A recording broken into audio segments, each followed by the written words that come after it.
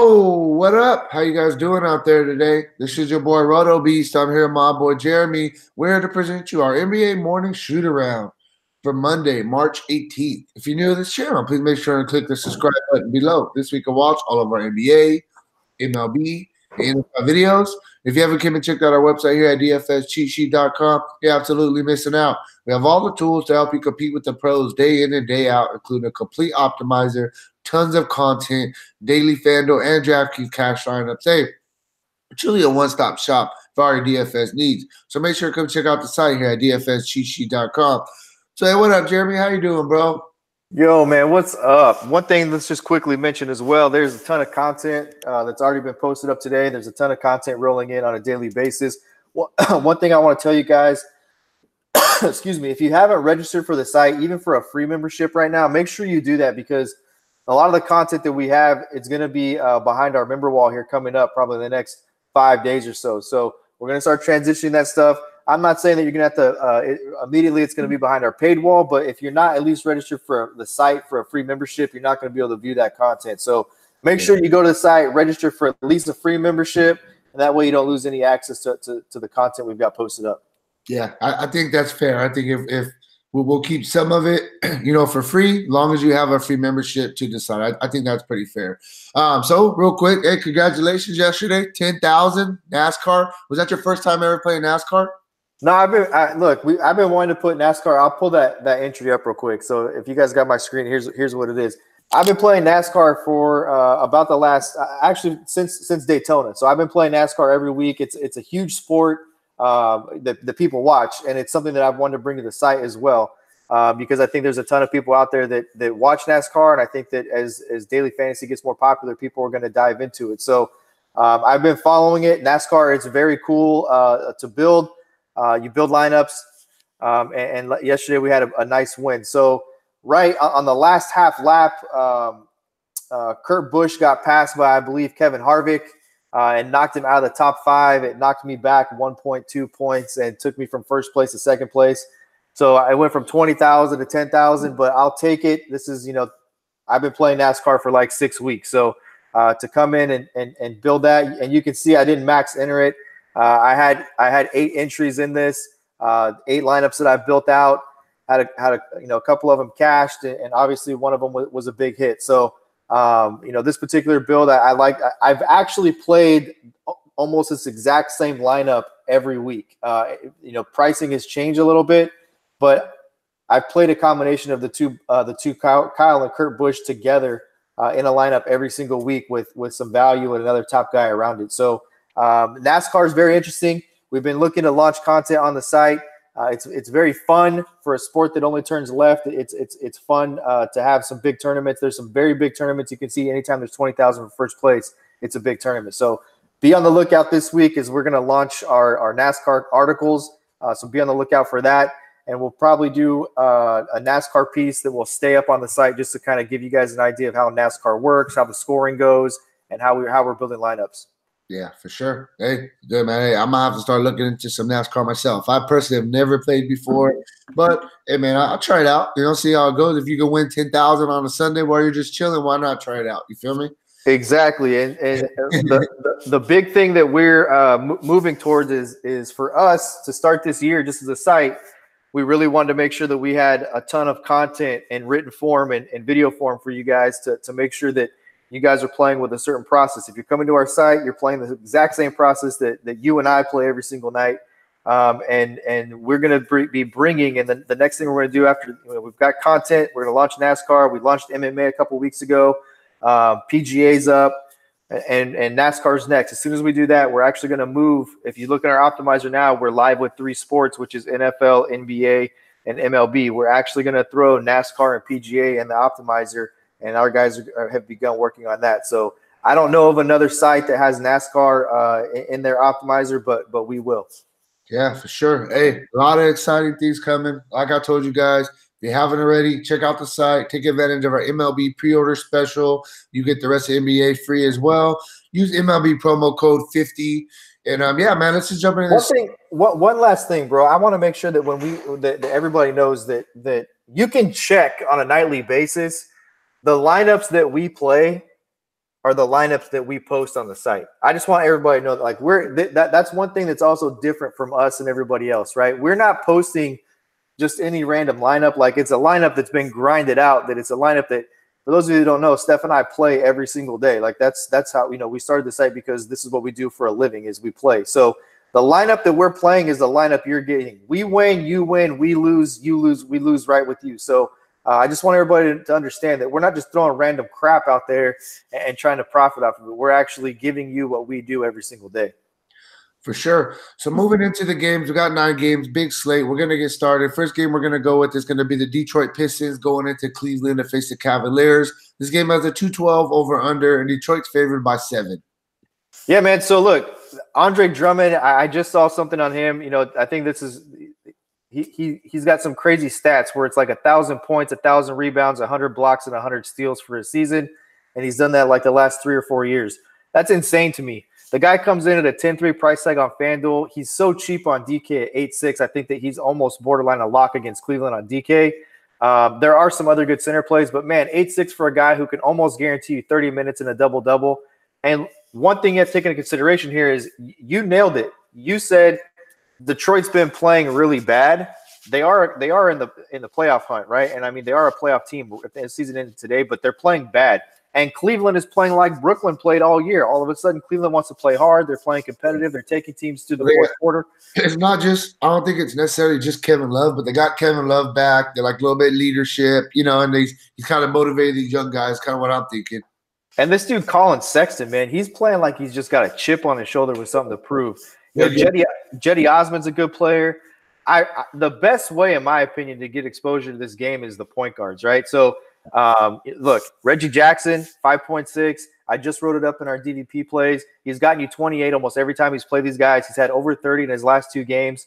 And he only has played 22 minutes in the games he's played against Cleveland. So he's played over 30 minutes in his last 2 games, over 30 fantasy points. I think Reggie Jackson at 5.6 is a great way to get exposure to this game. You can load him into your GPP lineups as your point guard number 2.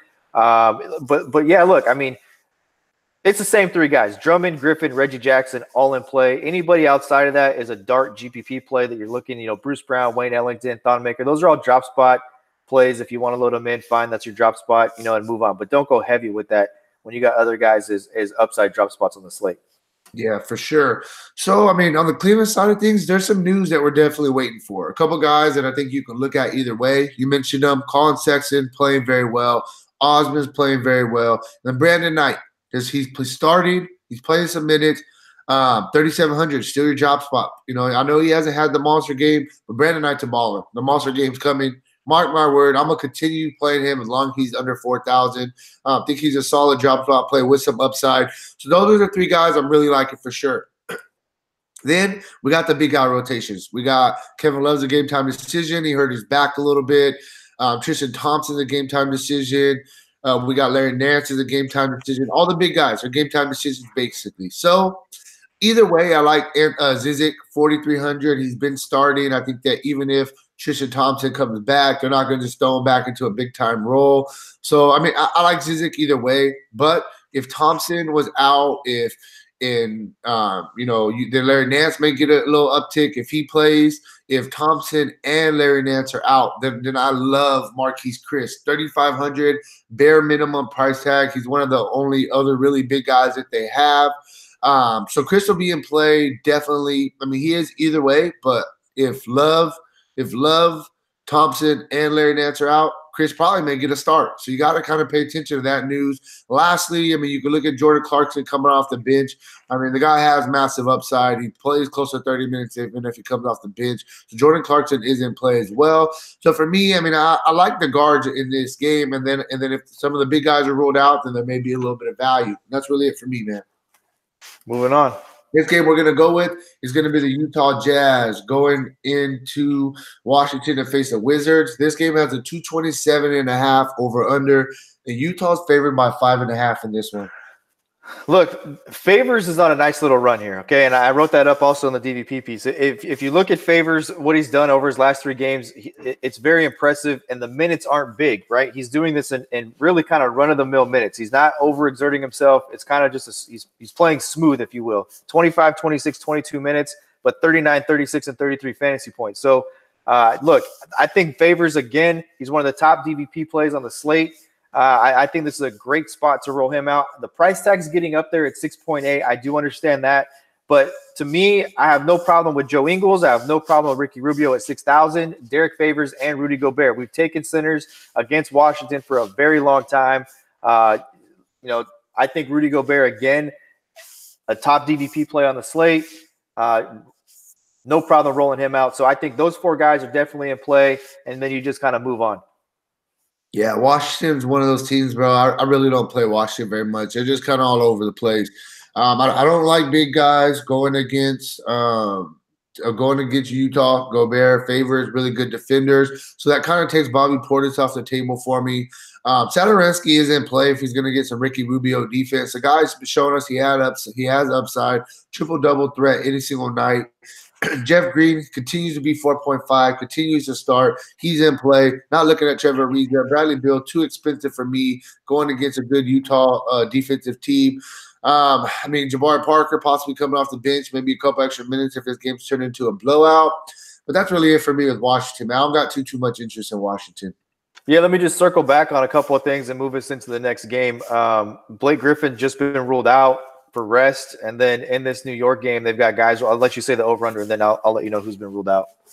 Yeah, so for New York, we got going against Toronto in Toronto. We got a 213 over/under. Toronto's favored by 11.5, and this game's just going to be a blowout. That's my honest opinion. This game's going to be a blowout. But look, I tell you this all the time, especially for tournament standpoint. It's not necessarily true for cash, but from a tournament standpoint, there's going to be 100 points scored by the Knicks today in some form of fashion. And when a bunch of guys get ruled out, the rotation gets shorter and it opens up elite value, in my opinion. So a couple of the guys that have been ruled out, Nicolina will remain out. Vonleh has just been ruled out, and so has Dennis Smith Jr. So with Dennis Smith Jr. out, you can really kind of predict who's going to get the run. It's going to be Dotson, it's going to be Trier, and then it's going to be Moutier who's going to start. So at 4.9, Moutier could – look, Is it going to be a blowout? Probably, but is Moutier going to play 25 to 30 minutes tonight? Absolutely is. And at 4.9, he garners ownership. So, you could look at Moutier, you could look at Hizonja, and that's probably where I'd keep it with those guys. Yeah. So really quick, just something I want to mention. I'm gonna be honest with you. I didn't catch this. So we got Leonard's already out. Kyle Lowry's a game time decision. Ibaka's already out. So this game, we possibly could see it maybe a little bit closer than we expect just because those guys are already out. There's some guys that I definitely think you could look at on the Raptors. Marc Gasol starting with no Ibaka. 7,000 still too cheap for him. He's definitely in play. Siakam as well, 8,300. Jeremy Lin, if he's going to get the start in place of Kyle Lowry, 3,600. Lock him in, move on. Don't overthink it. It is what it is. Powell, there actually could be a lot of value for the Raptors. Powell, if he's going to start. Both sides. Yeah, this could be a really good value game. So Powell, if he's going to get a start at 4,000, you could possibly look at him.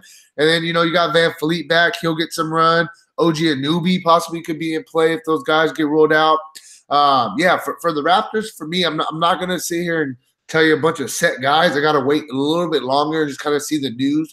But if Lowry's out, though, then yeah, man, there's definitely some guys I really, really like. The thing that's not being taken into consideration right now that I have to throw out there is that Van Vliet came back yesterday, played 31 minutes, had 22 fantasy points. I can see Van Vliet getting thrown right into the starting lineup. It would really take Patrick McCaw, I think, the first guy out of the situation. I could see Jeremy Lin staying at the shooting guard spot. That's kind of where he's been rotating in with Danny Green at the small forward.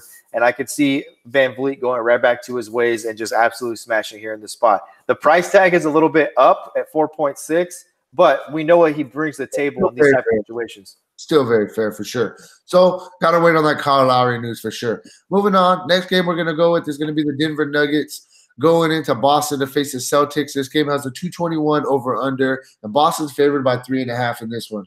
I would love to see, just as an NBA fan, I would love to see the Nuggets come in here and just throttle Boston. To me, Denver's a team I've liked all year. They're one of the top defensive teams in the league, and I would love to see them come in and just throttle Boston. I think Jokic is a good play at 9.8. There's going to be value on the slate. It's definitely a mismatch situation for Al Horford defending Jokic. They play that high pick and roll. Anytime you got a center like that, and then you've got a Paul Millsap who has in his career had some monster games against Boston. I like Millsap. I like Jamal Murray. The guy that I probably like the least is Jamal Murray, but I think Will Barton and Gary Harris are in play here as well. And you can't not mention Denver and not say Mason Plumlee. All these guys are definitely in play. This is going to be a really good game. I'd like to see Denver blow them out, though. Yeah, man, for sure. So, I mean, on Boston side of things, but for the most part, we're getting healthy. Al Horford, game time decision, but he is probable, so I expect him to play. I mean, it's the same guys we always talk about for Boston. You can look at all the starting five, I think, are definitely in play. Probably all a little bit more GPPs just based on price. Marcus Morris, you could maybe, but hey, Marcus Morris against Millsap. Millsap's a good one-on-one defender. So, yeah, they're all GPP for me, the starting five. Outside of the starting five, I mean, we could look at a guy. Gordon Hayward is doubtful today, so I think the guy that probably gets the biggest bump without Gordon Hayward is going to be Jaylen Brown. He'll probably get a couple extra minutes off the bench, and possibly Terry Rozier. I think those guys will get some extra minutes with Gordon Hayward out. But outside of that, man, I mean, like I said, starting five GPP. You can look at Rozier, look at Jaylen Brown if Hayward does get ruled out, and that's really it for Boston. Yeah, and Rozier to me is only in play on DraftKings at 5,000. I mean, he's a value play salary saver type. I don't know what FanDuel's done if they just have said, look, we don't know when Kyrie Irving is going to not play, so we'll just keep Terry Rozier at 6,500 and not change him. Yeah, that's what I was telling you last time. Remember, I was telling you when last time Kyrie was ruled out, I was like, oh, Kyrie's ruled out. We're going to get a 4,000 Terry Rozier, and you're like, nope. 6,500. Yep. He's just stayed there. He's just been between 63 and 6,500 for like a month. Right. So, hey, man, I'm ready to move on. Next game that we're going to go with is going to be the Golden State Warriors going into San Antonio to face the Spurs. This game has a 226 over-under, and Golden State's favored by 2.5 in this one. Look, I don't know this for a fact. I don't have no information, but I would not be surprised in the least if at some point before lock today, we hear that LaMarcus Aldridge or DeMar DeRozan are sitting out. And the reason I say that is on Saturday, they made a point to say that no Spurs were resting on the second end of a back-to-back. This is going to be their third game in, I think, 4 days or 5 days, something crazy like that. And Greg Popovich loves to do this against the Warriors. He's done it 3 or 4 times already. He's got a playoff-type caliber team. And he's not going to let him get blown out by Golden State. It's a mind game that Pop will play. So we have to look for that first. Yeah. On the flip side of that, the bump Steph Curry was getting without Kevin Durant is gone. This is back to the team we saw pre-All-Star with no DeMarcus Cousins. I will say that Andrew Bogut is probably going to get 10 minutes of run in this spot today. And if you want to play a drop spot at your center spot, I could see playing Bogut in a couple of lineups. They said he's going to be available today. I know they're going to start Kevin Looney. They've got these other guys they've run out there, Jordan Bell and Jonas Jerebko in this spot as well. So, look, I can't tell you that any of these guys are safe today because their prices are maybe – look, Klay Thompson is 8.4 is inflated in my opinion. I think he's a $7,500, $65 to $70 player all day long, and I love playing with that. 8,400 is tough. Steph at 9.4 with Durant playing is tough. Durant's probably the best play at 9.6. And then, you've got Looney starting at 3.5. Yeah, for sure. I mean, on the Spurs, like you said, I honestly don't really know too much what to do with them just because I don't know what's going to happen. It literally, Pop always pulls something out. He doesn't. Yeah, you're right. You're absolutely right on that. So for me, I mean, on the Spurs, I'm going to go stick with the main guys, man. You got LaMarcus Aldridge, DeMar DeRozan. If they are going to play, this game is going to be close. It's going to be because of them. Derek White, he's strictly a GPP play just because the guy has shown us some upside. The price tag has come down a little bit because of his recent performance, but overall, the guys are playing very well in the season.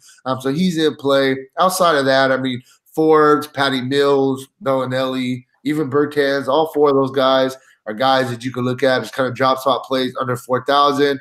You can look at Rudy Gay. He's coming off the bench, 5,700. Rudy Gay is one of those guys. If you're going to tell me he's going to play 30 minutes today against the Warriors at 5,700, I'll probably just put him in my cash line and just kind of move on because the guy, when he gets minutes, he performs. It's just all about him getting consistent minutes. So Spurs, a little bit of a mess. You stick with the main guys. Like I said, Aldridge, DeRozan, Gay if he's going to get some minutes, and that's about it unless you want to find a drop spot play. So John's asking what we think about Cousins and Iguodala being out. So here's what I'll just briefly say. So with those guys out, it's the team that we've seen before the All-Star break, right? That's who they're going to start. Right. Unless FanDuel knows something that we have no idea about, Quinn Cook at 5.5, don't look at that and be like, oh, Quinn Cook must be playing. Let me throw him in lineups. 12 minutes. The guy who's been the guy who's come in their rotation all year long is McKinney. 3.6. So if Iguodala is, Iguodala being out, if you're looking for, some type of a deep rotational play here in tournaments, it would be McKinney, in my opinion, or Jonas Jerebko. Jerebko was a guy when they didn't have Cousins and they didn't have Damian Lee and they didn't have they weren't playing Jordan Bell. Jerebko's a guy that had carved out a nice spot. He's a guy that you could take a tournament flyer on as a drop spot play. Outside of that, stick with the starters and kind of move on. Bro, this Quinn Cook price has to be an error. It has to be an error. He has to be 3,500. I mean, look, it's not even like the guy had a really monster game and his price got bumped up. I mean, the guy hasn't had more than 14 fantasy points in about a month and a half. You know what I mean? Look, he's played 12 and 13 minutes in his last two games. FanDuel could have priced him up based on the fact that they thought Durant was out. Maybe he's going to start. I can't tell you. But look at this, though. Bellinelli, for example, he's only 3,700, and he's played 25, 29, 23, 21, 26. He's produced 25, a bad game. And then he produced 21, 17. You know what I mean, though? It's just like he's not. I had to double-check FanDuel to make sure that we didn't have an API error because I couldn't figure out why the hell he was 5,500. But look, he's had 18 fantasy points in the last two games, so that's 9 fantasy points per game. That's not even a 2x return on value. So don't fall for it. Hey, let's move on, bro. Move on. Too much talking about Quinn Cook. Miami Heat going into Oklahoma City to face the Thunder. This game has a 211.5 over/under. OKC's favored by 5 in this one. Yeah, so the chalk is on the other side with Russell Westbrook suspended. So Dwayne Wade is the guy that I'm looking for to see what's going to happen with him. If Dwayne Wade can't play or Justice Winslow can't play, then Derrick Jones Jr. becomes a borderline lock in all formats if he starts at 3.5. That's the one guy that you pay attention to. We talk about Miami all the time. It's a log jam across the board at every spot. But having said that, I think some of these prices are almost playable, like with Kelly Olynyk at 5.3 if he's going to start. I think that's a good price tag for him to play 26 minutes, which he's averaged over the last 5 games. Bam, it's too much for me. If he was 5,000 or below, playing 25 minutes over his last 5 games, I could recommend that. But let's wait and see what happens with Winslow. Winslow is running the point guard spot. If Winslow doesn't go and Dragic starts, there's another value spot you could look at. Point guard's really starting to shape up as a place you're going to pay down for today because there's a ton of value that's opened up. So, that's really where I'm at with Miami. Yeah, talking about point guards, 6,000 for Schroeder starting. Going to play 35 minutes probably today. Hey, right. I'm there. You feel me? Hey, Schroeder has upside. I think. Schroeder and Paul George are pretty much they're two free squares in cash games today. Yep, they're going to be so owned because of Westbrook. You're absolutely right. And I think. I'm not saying he's a lock, but I think that Jeremiah Grant and Adams are both too cheap as well because they're going to need some extra scoring. Westbrook gets a triple-double almost every night. There's going to be extra rebounds. There's going to be a lot of extra stats to go around. And I just feel Steven Adams at 6.4 and Grant at 5.3. But they're underpriced right now, in my opinion. So I like all 4 of those starters. Ferguson, I'm not really on Ferguson. He's a guy that doesn't score the ball. Coming off the bench, you could possibly see maybe Raymond Felton get around 20 minutes today at 4,000. Look, I know some of you guys are like, why the hell are you talking about Raymond Felton? Hey, he's going to get 20 minutes. And I'm going to tell you something. I got a little love for Raymond Felton. Last year, NBA, when I hit for 8,000, on the $4 GPP, I had Raymond Felton in the lineup. So I have a little love for Raymond Felton. If he's going to play 20 minutes, and I like him. Outside of that, off the bench, you could possibly look at Noel, Marquise Morris getting a little bit of run at bare minimum price tags. But for me, it's really just Paul George, Schroeder. Make sure they're in your cash lines and just kind of move on. Moving on. This game we're going with, it is the New Orleans Pelicans going into Dallas to face the Mavericks. This game has a 231.5 over/under, and Dallas is favored by 4.5 in this one. Yeah, I apologize to you guys if you guys hear some banging around in the background. I got people working on my house today, so I'm coming to you live from a construction zone. But so if you hear that banging, I apologize. It is what it is. We're just trying to push through it. So look, That's the dedication, man, to our followers, bro. That's the dedication. We got to get this video in every day. So, hey, Anthony Davis at 8,000. What the interesting thing about this is two things for me. One, he had an 81-point game against Dallas. He's not going to do that because he's not going to be granted the minutes to do that, right? So the other thing is that he's only played in 2 consecutive games since they've announced this, this whole debacle with not being traded, and then they're not going to play him, the whole debacle. I believe in back-to-back games. I'm not talking about back-to-back nights. I'm talking about 2 consecutive games. I believe it's only one time. So this will be the 2nd consecutive game. We'll have to wait and see. What they've been doing is ruling him out later in the day for rest without even announcing he's a game-time decision. So pay attention to that because obvious value does open up with the Cheek Diallo, a Jahlil Okafor, etc. The most fair price play for New Orleans by far is Kenrich Williams. He just is at 5,000. Julius Randle off a price dip. Excuse me. Elfrid Payton at 9.3. There's not any day of the week that I would ever pay 9.3 for Elfrid Payton. I'm never going to do that. That has to be an error too, bro. There is not any day of the week that I'll pay 9.3 for Elfrid Payton. I understand the guy has played extremely well, averaging a triple-double over his last 5 games, and that warrants his price tag. 14.4, 11.8 assists is what he's averaged over his last 5 games in 33.8 minutes. You say it all the time. It's the one, him and Julius Randle are the 2 guys that you can pretty much bank on getting their minutes. And that's evident. Outside of Frank Jackson, they've got 3 guys that are playing 30-plus minutes, Frank Jackson, Randle, and Elfrid Payton. But Kenrich Williams, almost playing 30 minutes, is 5,000. He's the one guy that I like in the spot. And let's just wait and see what happens with Anthony Davis. Yeah, for sure. I mean, on the map side of things, you can look at Powell. I think Powell's the guy I'm going to start with. But then outside of Powell, I'm not going to – surprise, Doncic, a game-time decision. Right. But this is the only thing. I honestly think he may sit out.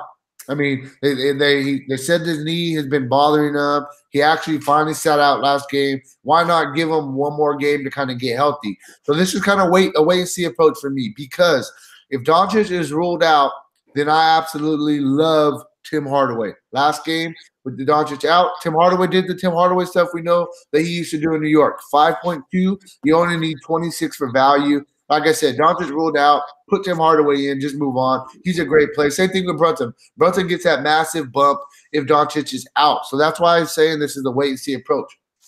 If Doncic is out, like I said, you look at Hardaway, Brunson, and then you can look at a couple guys off the bench. You can look at Trey Burke. You can look at Devin Harris. Both of them got 21 minutes last game with Doncic out at bare minimum price tags, basically.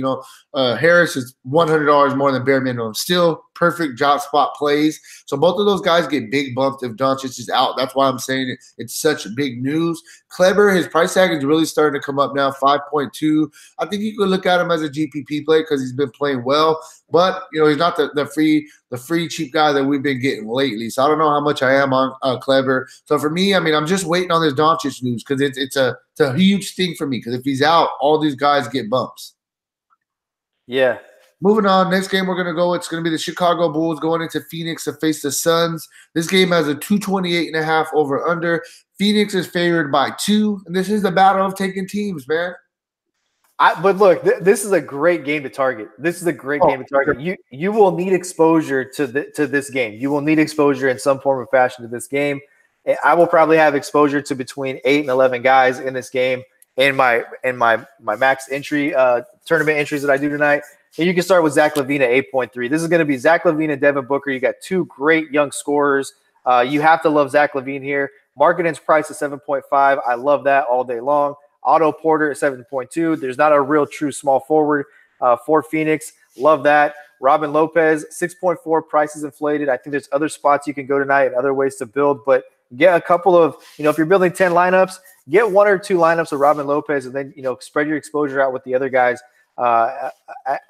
You got Powell at a minimum price point. You've got other guys. Chris Dunn's the only guy I'm really not on, but I'm fine if, getting a little bit of exposure to him at 5.8 in this game against Phoenix with so many points going to be scored. You can always look at Arch Diacono. He's going to come off the bench. He's going to play solid minutes. I think there's plenty of guys in play here, and there's some really good – look, LaVine's a really good price for this spot. For sure. Yeah, no, I mean, it's like Levine 8.3, Booker 9.8. If they were the same price, I would always lean towards Booker. But the $1,500 difference really does have me thinking for sure. So on the Sun side of things, I mean, there's some value. I'm going to start with their main guys. Aiton's in play, Booker's in play, pretty much every single slate. Kelly Oubre is a game time decision. We got to wait and see what happens with him. If he does end up starting and playing, the guy's playing a ton of minutes. He'll definitely be in play as well. If Kelly Oubre is ruled out, I expect Josh Jackson to slide into that starting spot at a 5.3 price tag. He'll be a really, really good play as well. Dragon Bender, coming off a game where he played a bunch of minutes, but before that game, he hasn't really played a ton of minutes. 4,000, I guess you could possibly consider him as a drop spot play as well.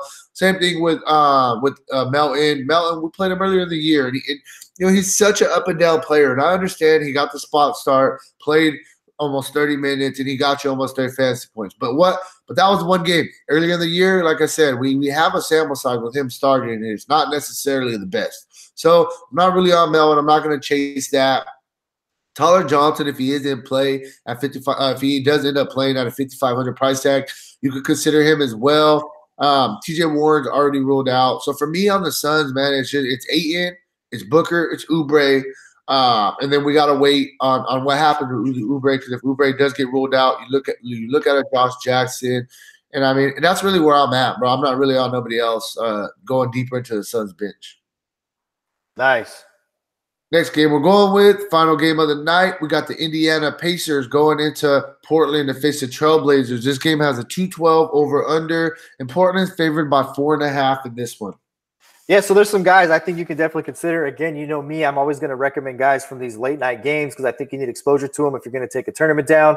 And I'll start with Thaddeus Young and Domantas Sabonis. I like Sabonis' price at 6.2. I understand that the minutes are all over the place, but at the same time, I think he's in play in tournaments at don't go overexposed to him, but maybe 5 to 7% of your lineups you're building 150, get some Sabonis. Thaddeus Young, I love a ton in this spot. I just think it's a mismatch. I think that you look at a Mo Harkless, you look at an Al-Farouq Aminu, and Thaddeus Young, and it is a huge mismatch here for them. Their big guy is Nurkic, we know that. And Miles Turner does space the floor a bit and allow for Thaddeus Young to run the baseline. And do multiple things. So I do like Thaddeus Young a ton at 6.3.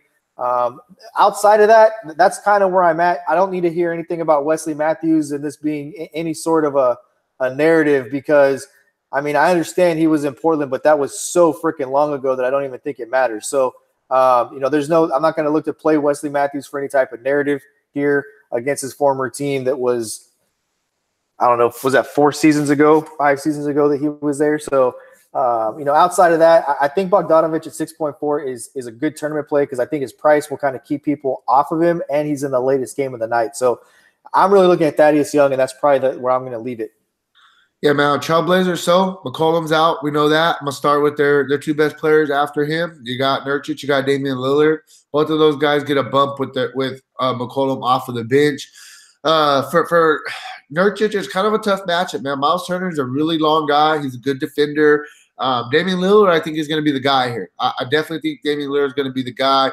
And then right behind him, I think it's going to be Seth Curry, man. Seth Curry, when he gets minutes, the guy could definitely produce. So just really quick, kind of throwing it out there. I mean, just kind of recap where we're at. I feel like we pretty much named almost 4 locks today. So we got Blake Griffin out. We're probably going to really want to look at at Drummond. We talked about that.